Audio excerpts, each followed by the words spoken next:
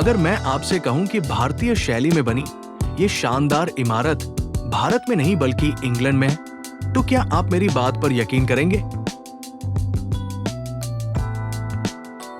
1795 में जब colonel John cockerel Bengal को लूटने के बाद इंग्लैंड पहुंचा, तो सिर्फ 2 साल ईस्ट इंडिया कंपनी के लिए काम करने के बाद वो इतने अमीर हो चुका था कि उसने कॉट्सवोल्ड्स के ऊंचे इलाके में 2.5 किलोमीटर यानी 1.5 मील की ये पूरी संपत्ति खरीद ली, जो उस समय इंग्लैंड का सबसे महंगा इलाका था।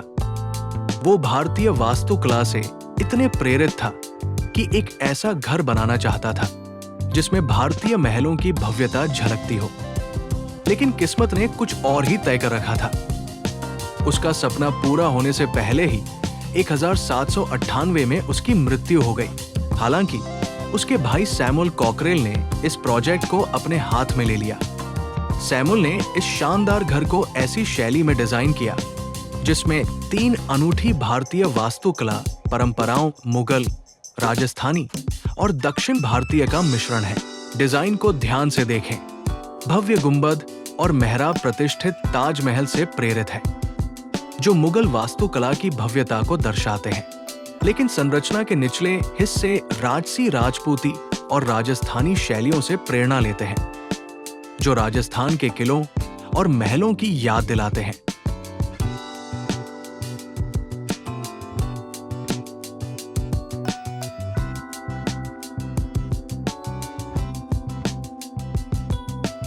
और ये लुभावनी गैलरी, इसका डिजाइन सीधे उदयपुर के सिटी पैलेस से प्रभावित है, जिसमें नाजुक मेहराब और जटिल जालीदार काम है।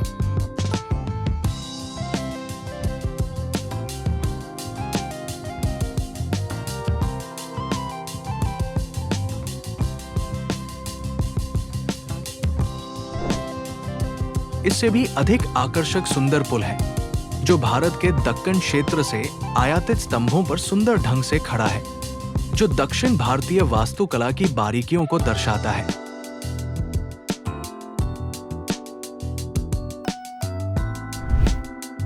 इसके आकर्षण को बढ़ाने के लिए इस एस्टेट के बगीचे को नंदी बैल, हाथी, फव्वारे से सजाया गया है, जो इस जगह को शांति और आध्यात्मिक शांति की भावना से भर देते हैं।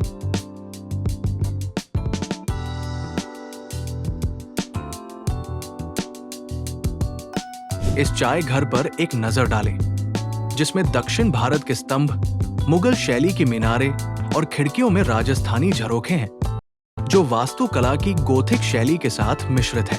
वास्तुकला की ये उत्कृष्ट कृति भारतीय शैलियों का एक सामंजस्यपूर्ण मिश्रण है, जिसे अंग्रेजी धरती पर खूबसूरती से तैयार किया गया है। भारतीय संस्कृति की समृद्ध विरासत का प्रमाण है। क्या आप इंग्लैंड में भारतीय विरासत के इस अनूठे टुकड़े के बारे में पहले जानते थे? हमें नीचे टिप्पणी बॉक्स में बताएं।